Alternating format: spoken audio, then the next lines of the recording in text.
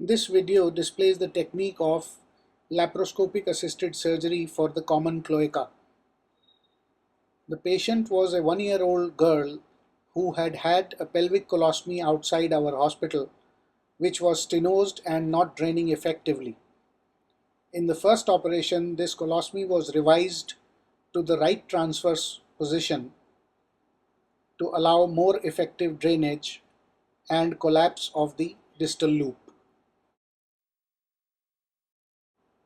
3 ports were utilized: a 5 mm umbilical trocar for the telescope and two 3 mm disposable trocars for the hand instruments.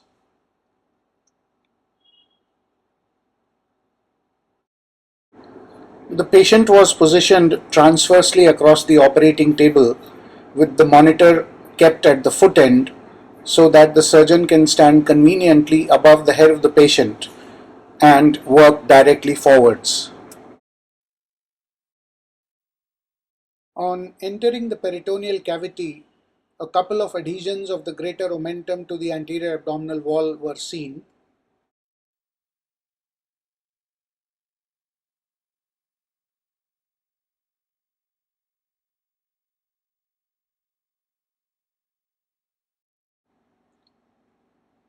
This is the left hand plastic trocar coming in for the hand instrument.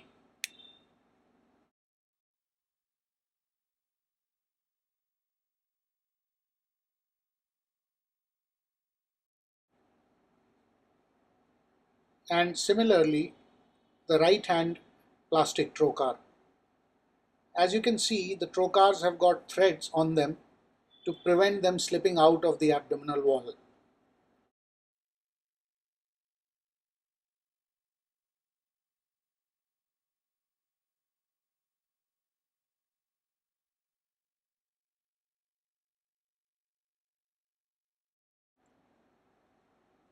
So here we can see how the rectum is dipping behind the uterus with the right and left ovaries visible behind the urinary bladder.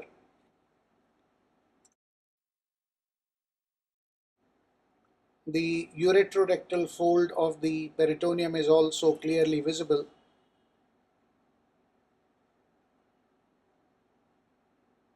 And this will be our line of dissection down into the pelvis after we have anchored up the uterus.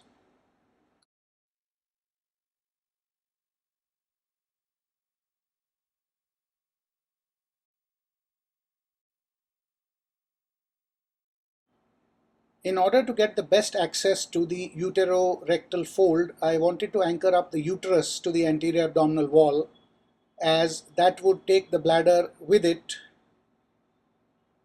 forwards and out of the way of our dissection.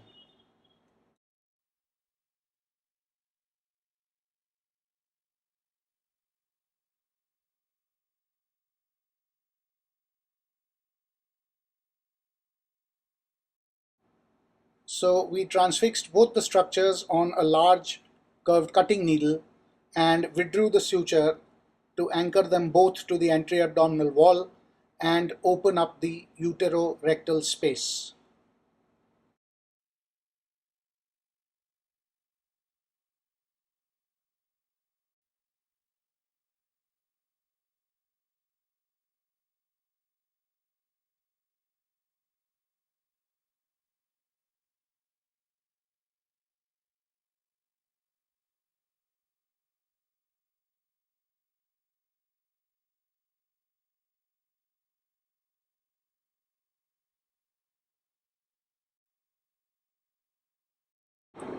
The dissection of the rectum begins by dividing the obvious peritoneal bands which are present in the uterorectal space, going circumferentially around the rectum at the same level.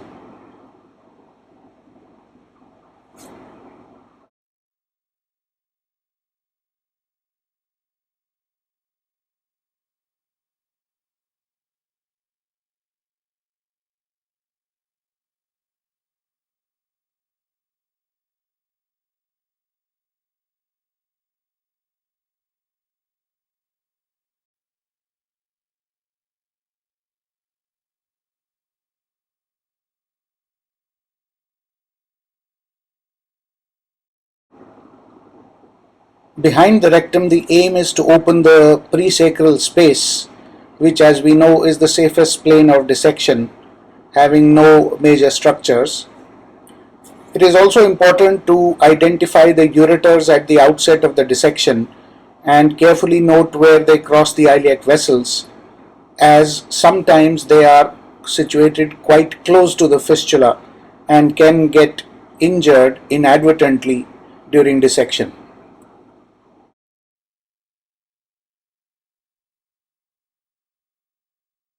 So we have here identified both the right and the left ureters, and we'll keep note of their position as the dissection progresses.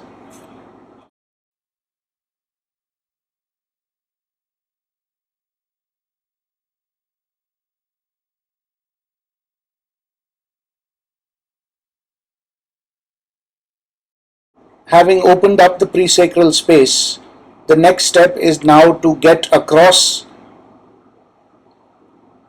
the mesentery of the rectum to the opposite side so that there is a window in the mesentery behind the rectum. This will give the best guide to carry the dissection further proximally for sufficient mobilization of the rectum and colon.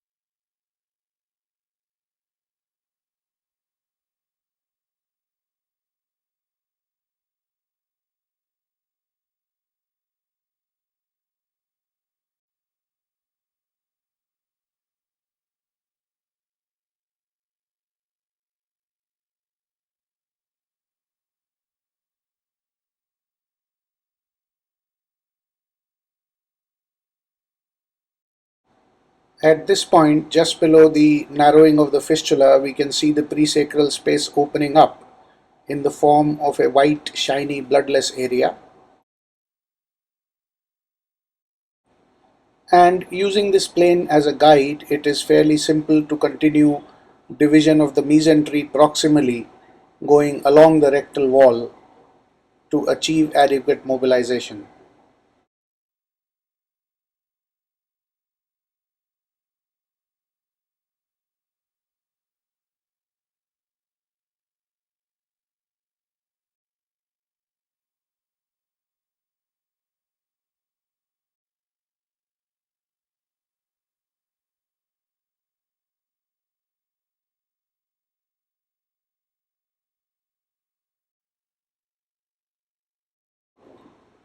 We have encountered a bit of bleeding from the rectal wall as the bowel grasper pinched off a piece of the serosa, and this is being controlled using the hook cautery itself.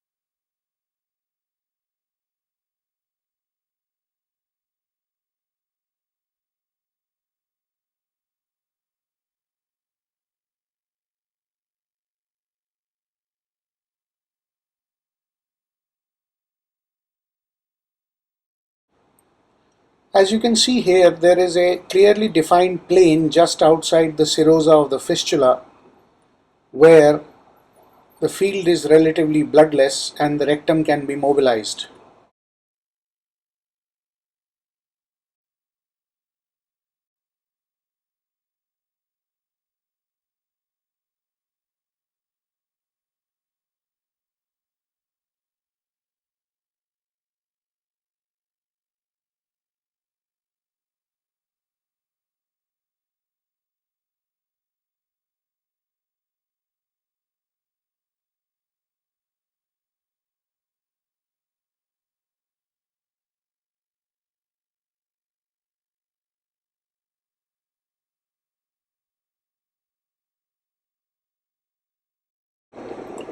We are here continuing to narrow down the fistula by circumferential dissection on all the quadrants.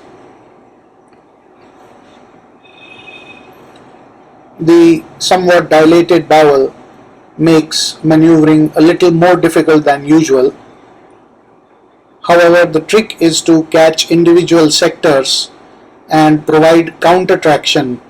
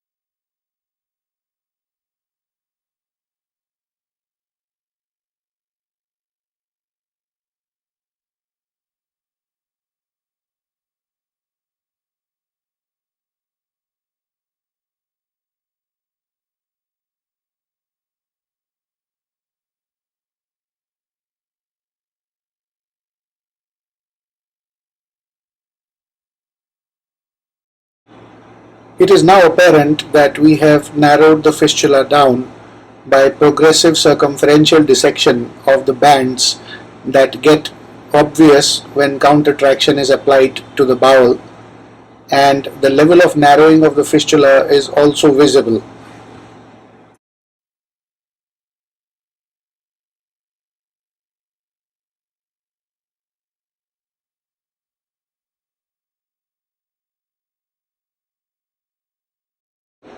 Continuing the circumferential dissection nearer the fistula now, we are dividing the remaining bands which connect the fistula to the surrounding tissues.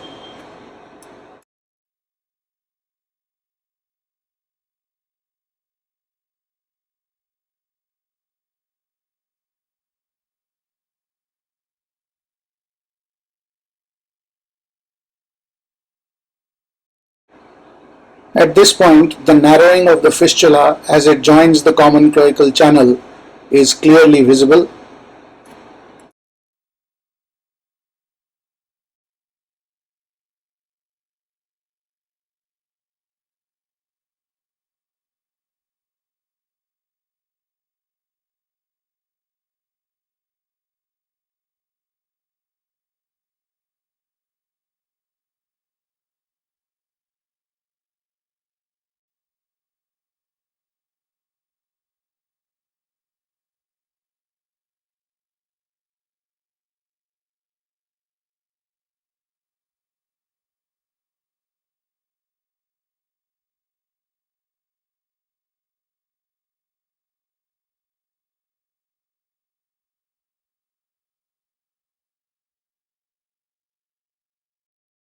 Having narrowed down the fistula up to this point, we are now cutting into its serosa to narrow it down further.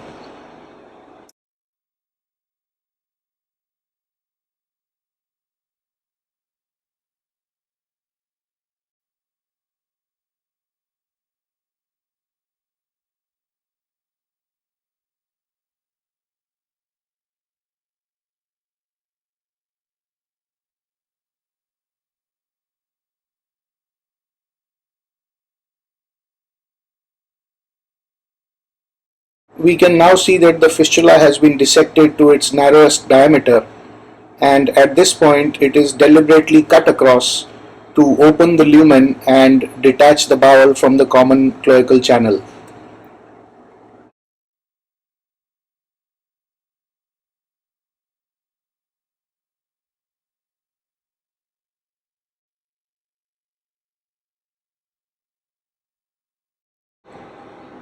We can clearly see that the bowel has been narrowed down as far as it is possible, and the fibrous tissue of the fistula is being divided here to separate it from the common cloaca.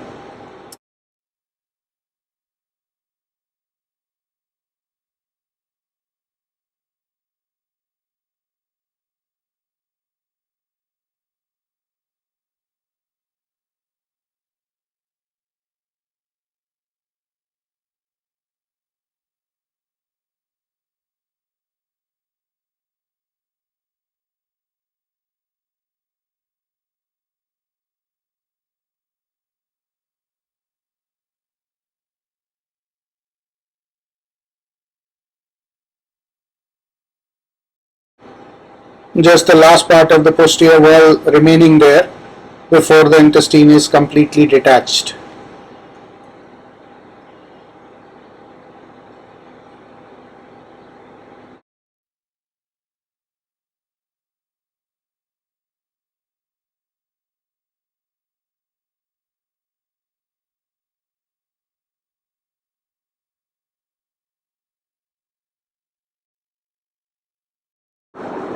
There is a small bleeder in the hollow of the sacrum which is being coagulated here.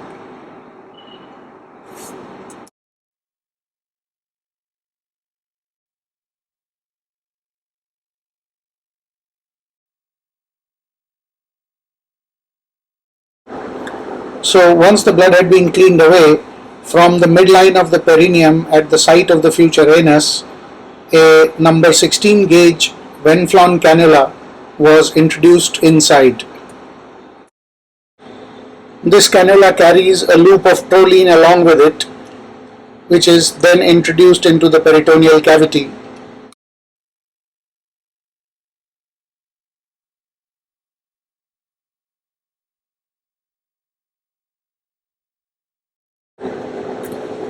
The cannula is withdrawn, leaving the proline inside the peritoneal cavity, and a sufficient length of proline is pulled into the peritoneal cavity.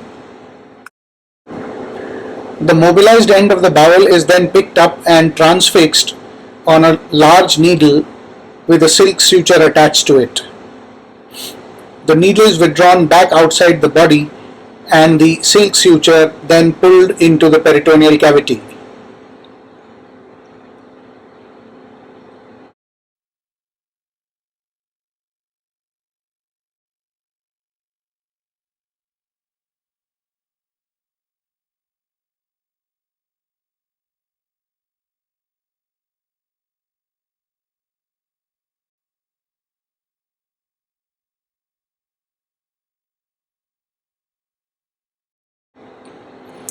The end of the proline suture is now tied to the silk suture which is transfixing the bowel.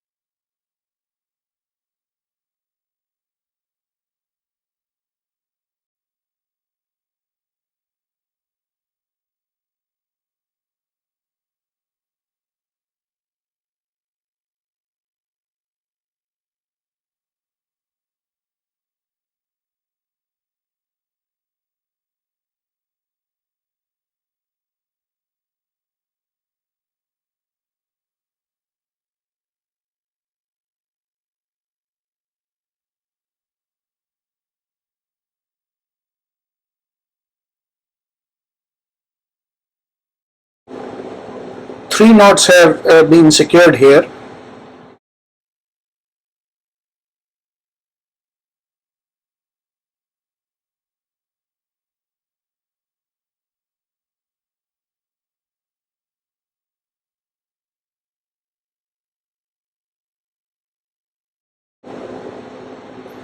The other end of the silk transfixation suture is now cut, and this end is also tied to the proline suture which is coming in from the perineum.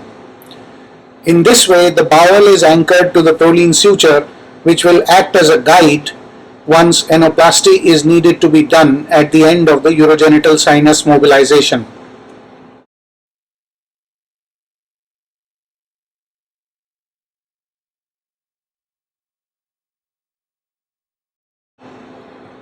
It is important to observe here that the proline suture coming in from the perineum is actually pulled to tighten the knots. We know that the child is very small and the pelvis offers a very limited knotting space to the two hand instruments. Pulling on the proline suture from the perineum comfortably tightens the knots without problems.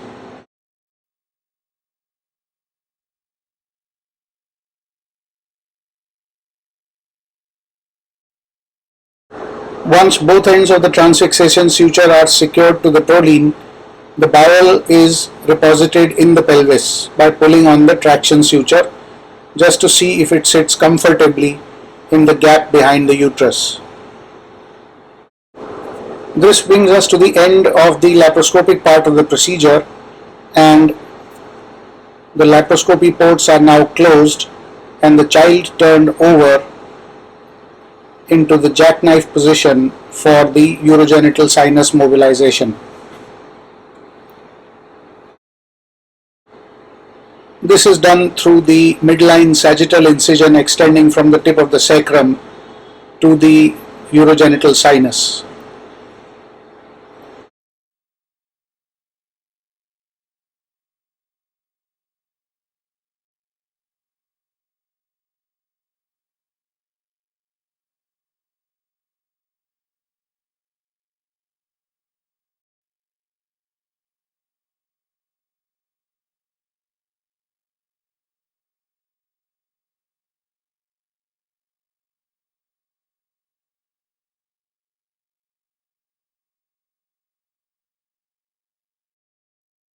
Stay sutures are inserted into the margin of the incision to provide retraction for better visualization.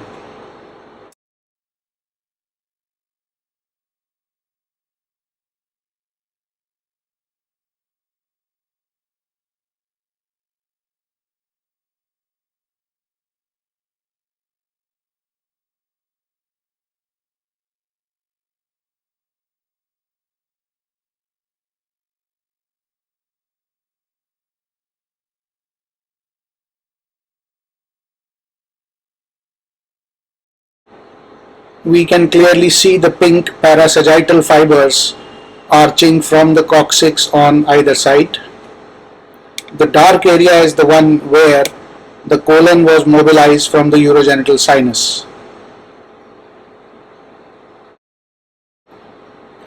The incision is carried forward in the midline until the posterior fourchette is divided and the common urogenital sinus opening comes into view. It is then deepened in the midline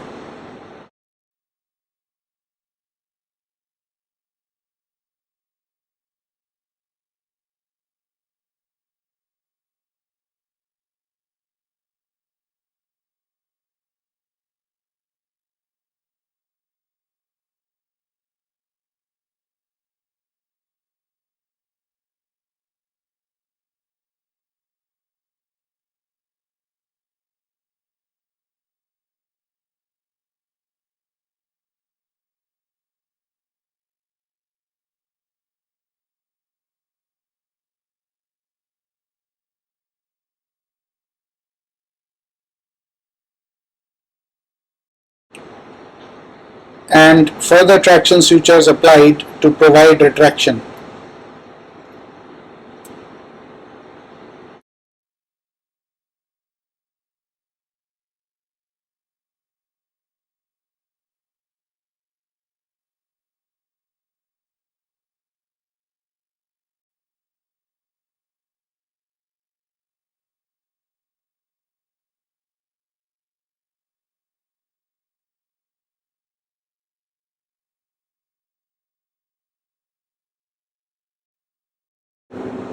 Retracting with the help of the traction sutures, the dissection continues in the midline.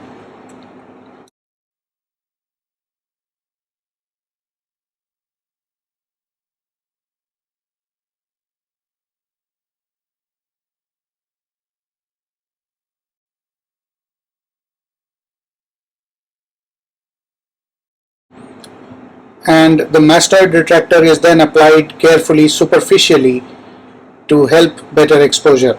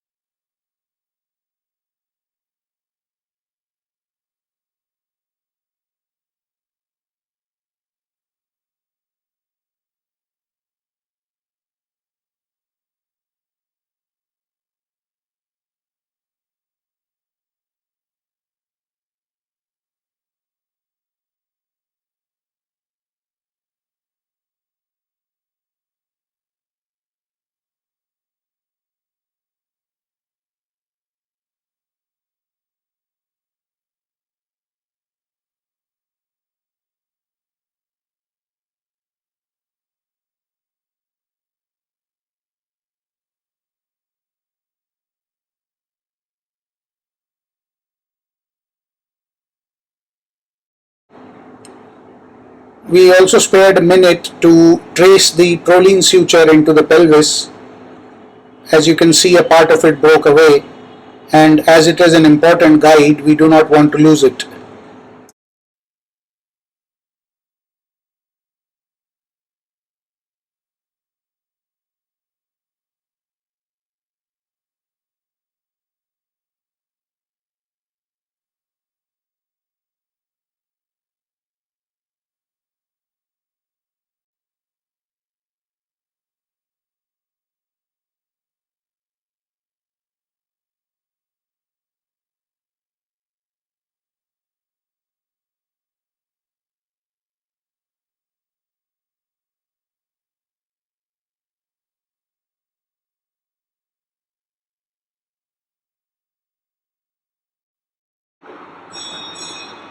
Now finally our incision has come up to the posterior limit of the urogenital sinus, and we are putting stay sutures in the posterior margin so as to circumferentially mobilize the opening.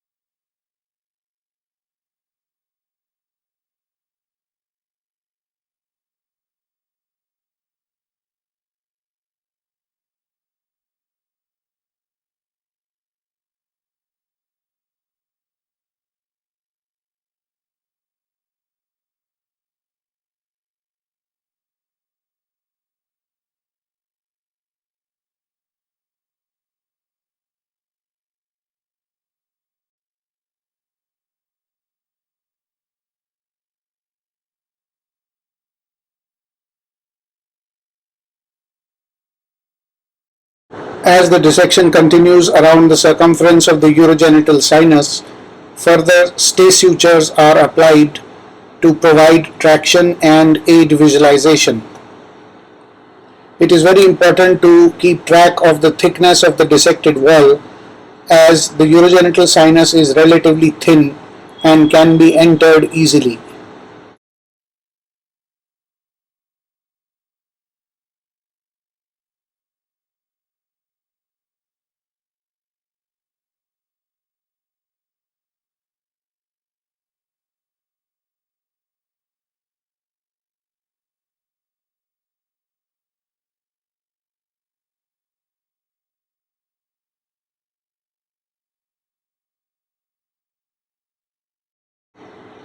Using a forceps in the urogenital sinus as a guide, we are now dividing the anterior margin just behind the clitoris.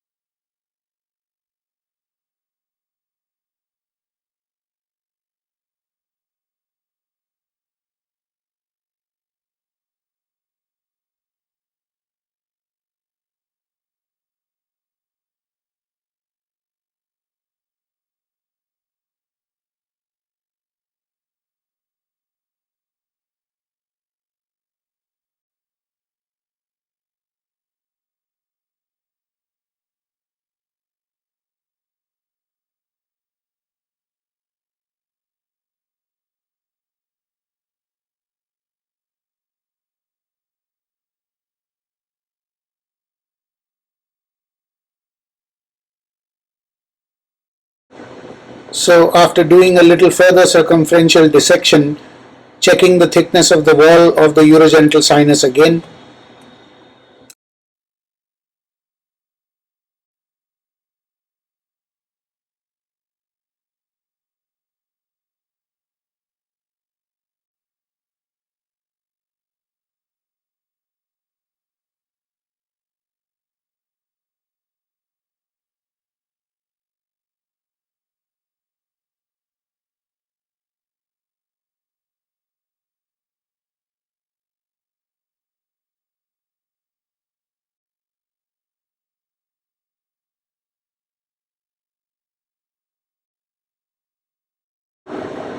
we are now beginning to dissect the central part of the anterior margin of the urogenital sinus. Care has to be taken in this area to keep as far away from the clitoris as possible so as to avoid damaging the cornua and the nerves.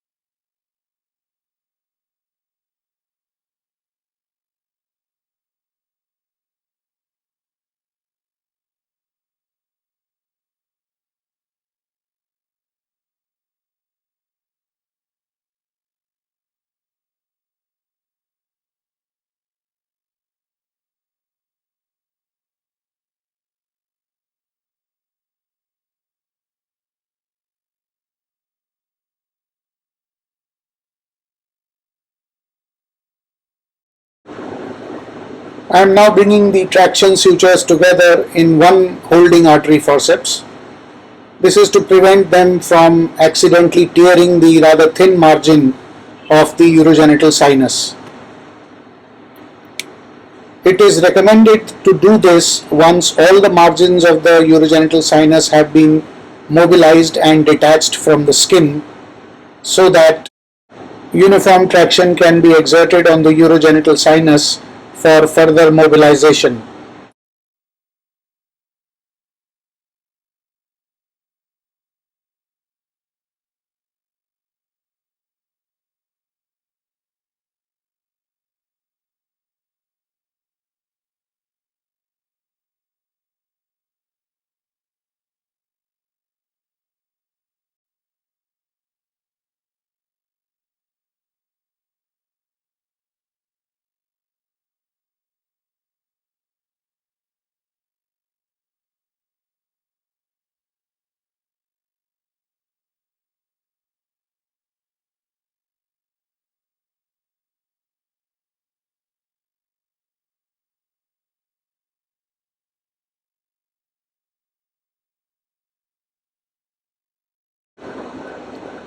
Circumferential dissection proceeds around the urogenital sinus in a cranial direction, dividing strands of tissue which are put on the stretch by the traction exerted on the tube.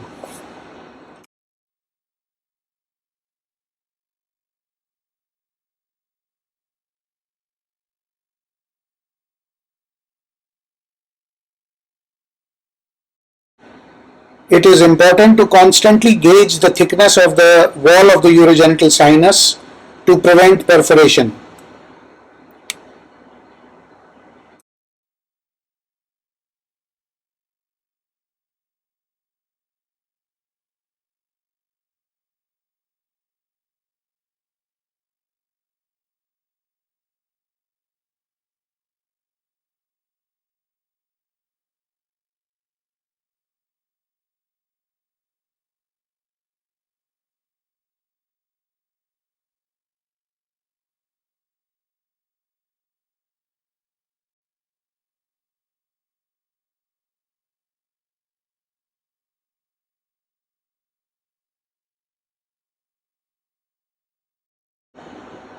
Despite all the care, a small perforation has occurred in the wall of the sinus, which I am repairing here before going further with the dissection.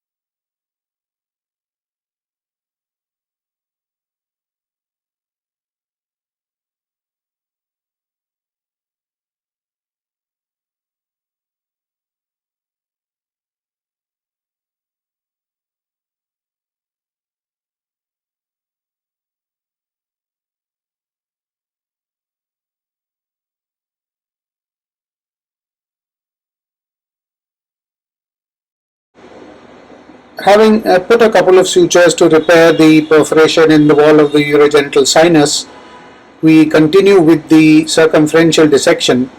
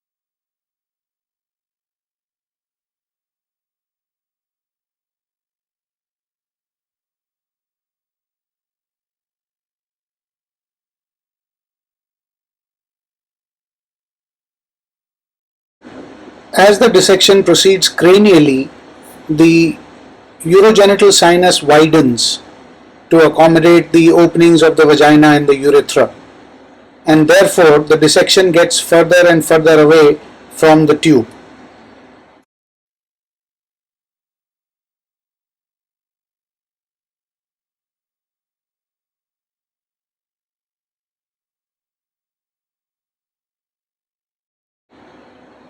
In order to accommodate for this increasing width of the urogenital sinus in its cranial part, we are repositioning the mastoid retractor.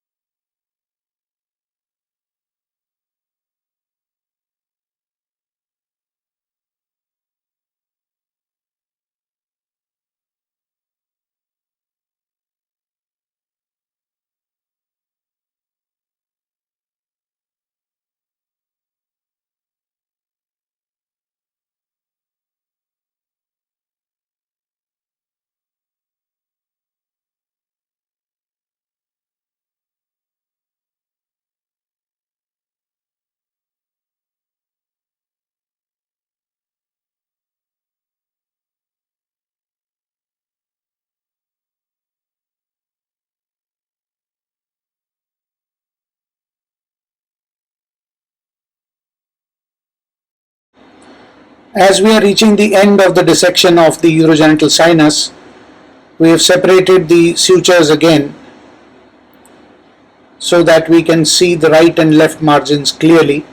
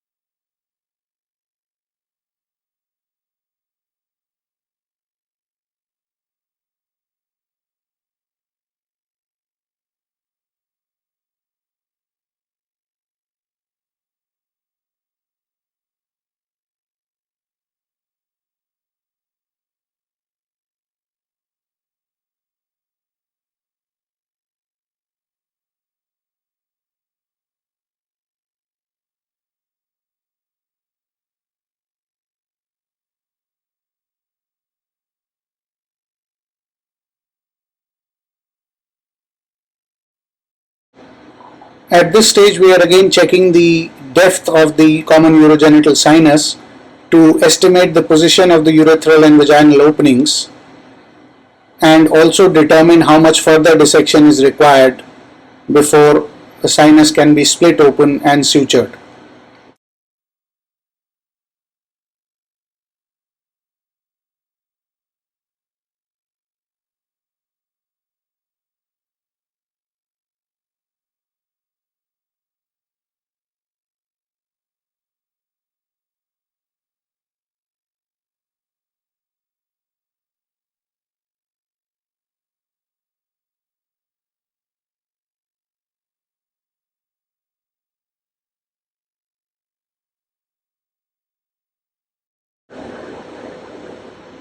The difference between the urogenital sinus and rectal mobilization is that during PSARP, the rectum is a very thick walled structure with a clearly defined fascia surrounding it.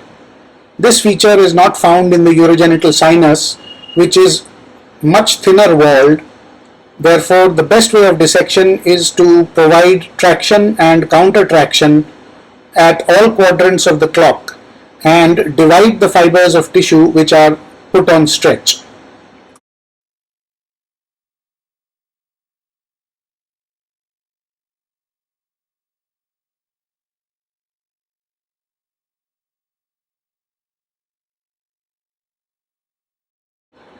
Needless to say, anterior dissection, especially near the corporal bodies and the cornua of the clitoris, has to be the most carefully done.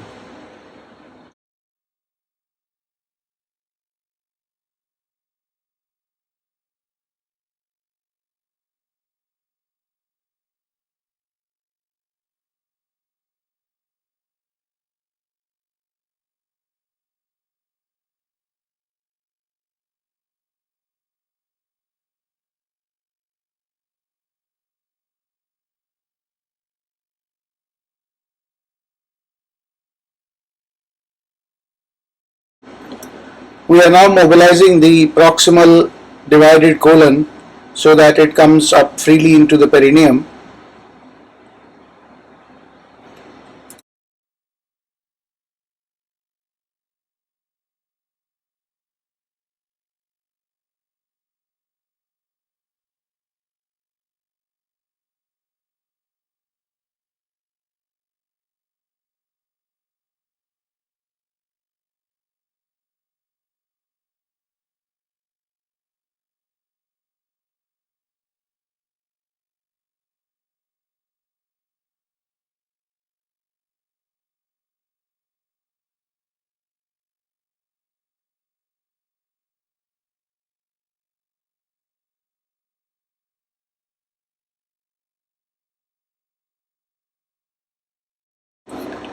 We have now got a fairly adequate length of the total urogenital sinus mobilized with about a centimeter and a half protruding beyond the skin margin.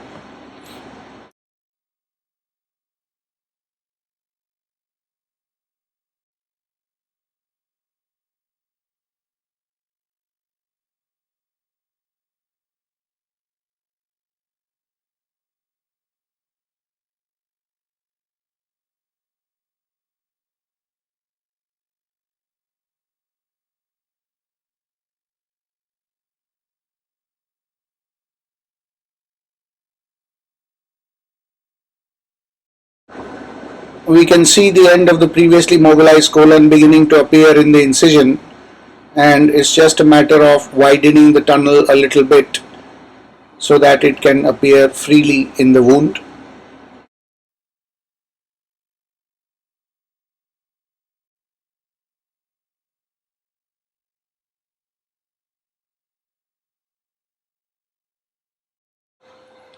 Here we can see the proximal mobilized bowel coming into the wound, and a stay suture is taken through this to aid subsequent manipulation.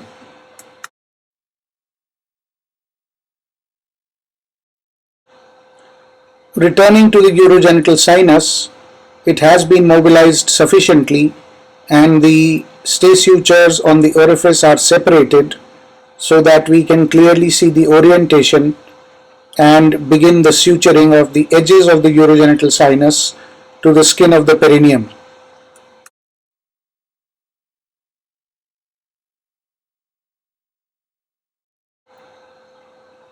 For this, the anterior edge of the urogenital sinus is split vertically in the midline,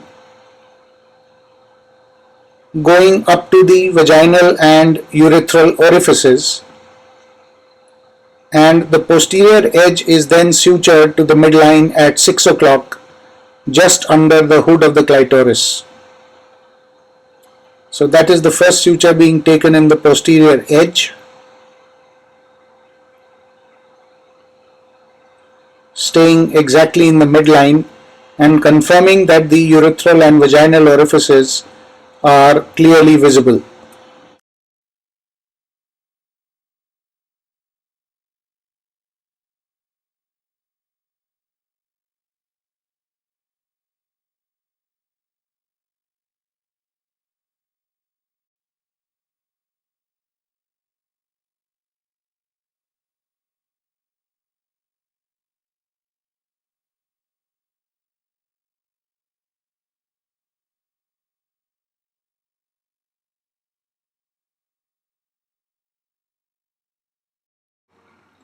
The midpoint of the anterior edge of the common urogenital channel is now sutured to its position.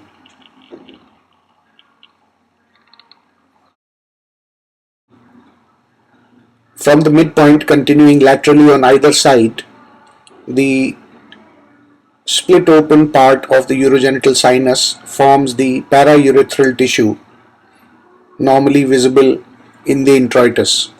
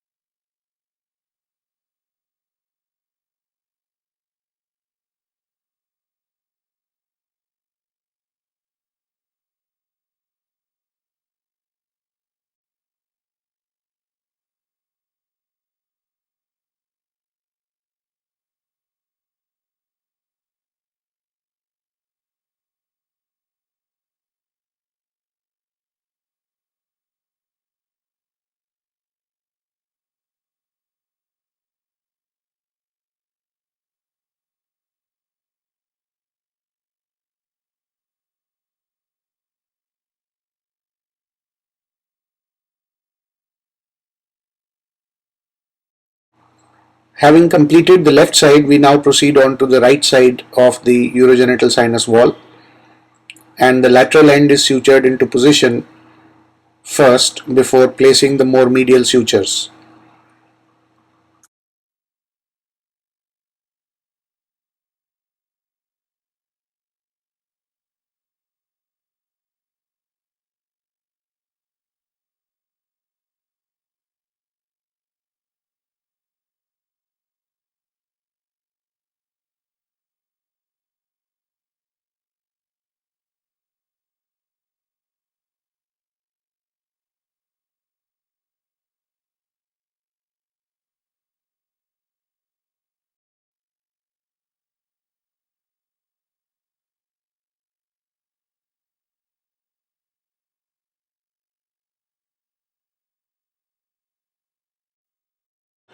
After releasing the clamp, the suturing now proceeds along the vaginal introitus, which is progressively sutured to the skin, first on one side and then the other. Of necessity, the labia minora are utilized in constituting the external-most part of the introitus. This is due to a shortage of skin in this area, which compels us to use the labia minora as the distal-most part of the vagina.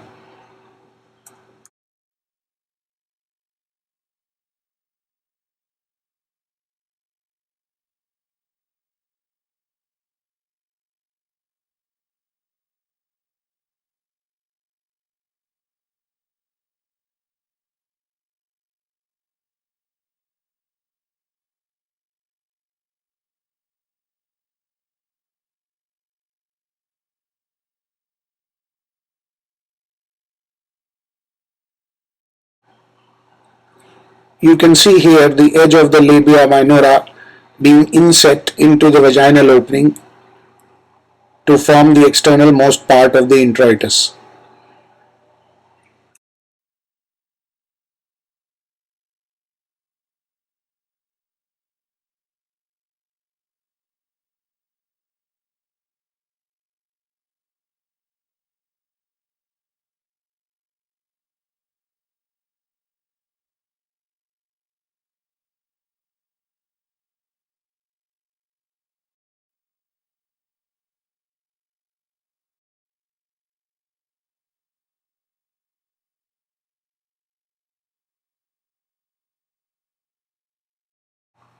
In a similar manner, the left labia minora is now being sutured to the mucosal part of the vaginal introitus.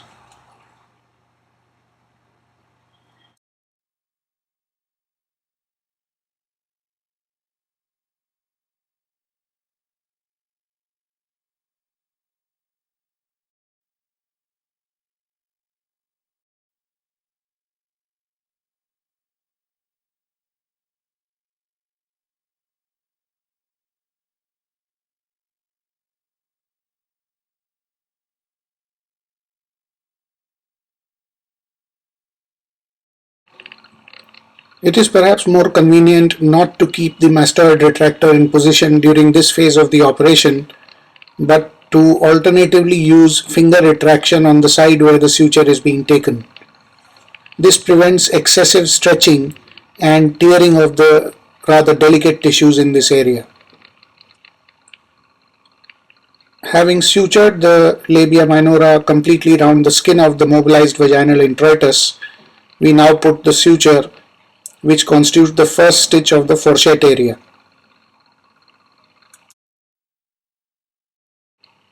And this is then continued with further stitches that will reconstitute the fourchette and the perineal body.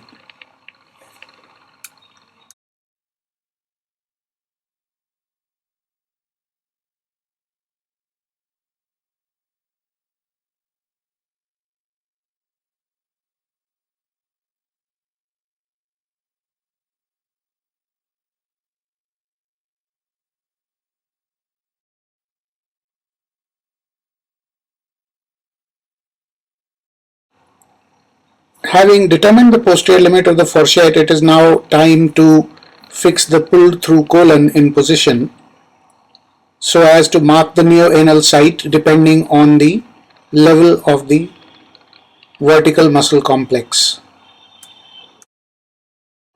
A dilator is kept in the lumen to act as a guide to the mucosa, and the anterior and posterior limits of the neoanus are marked by suturing the colonic mucosa to the skin.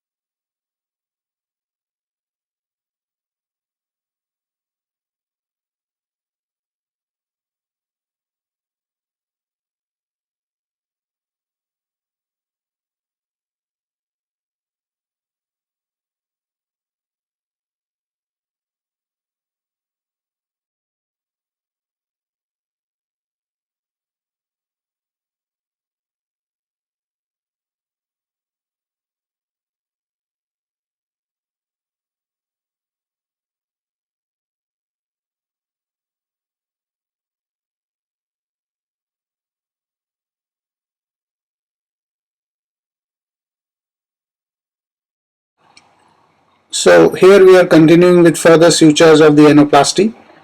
Usually 16 sutures at the points of the compass are sufficient to complete the mucocutaneous anastomosis.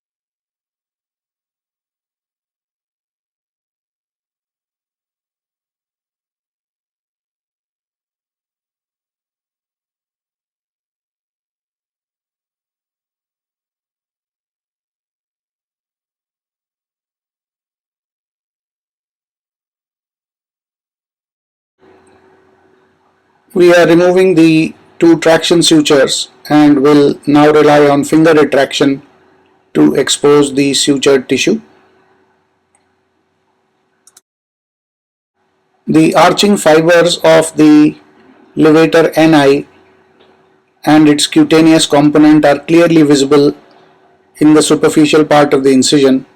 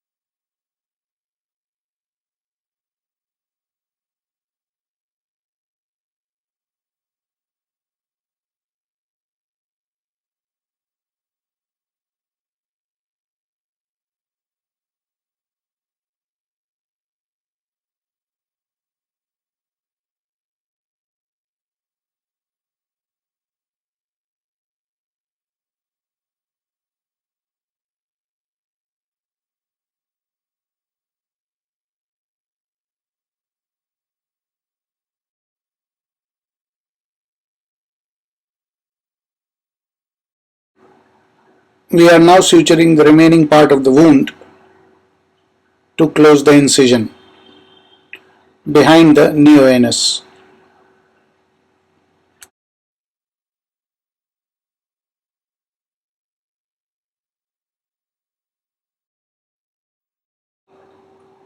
A couple of deeper sutures are inserted to anchor the muscle layers together.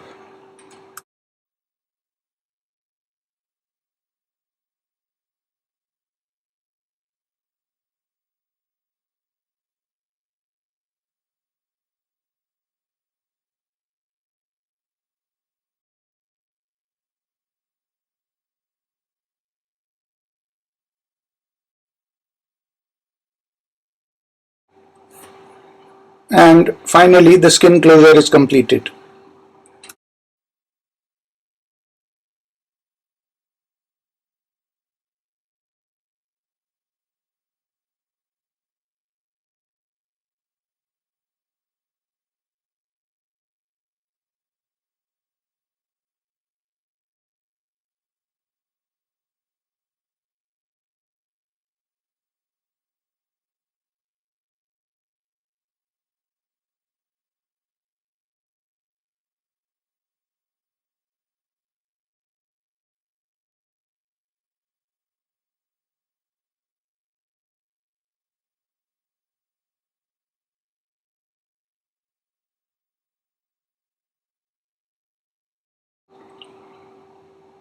The last 2 or 3 sutures are placed in the remaining suture line of the fourchette, thus completing the operation.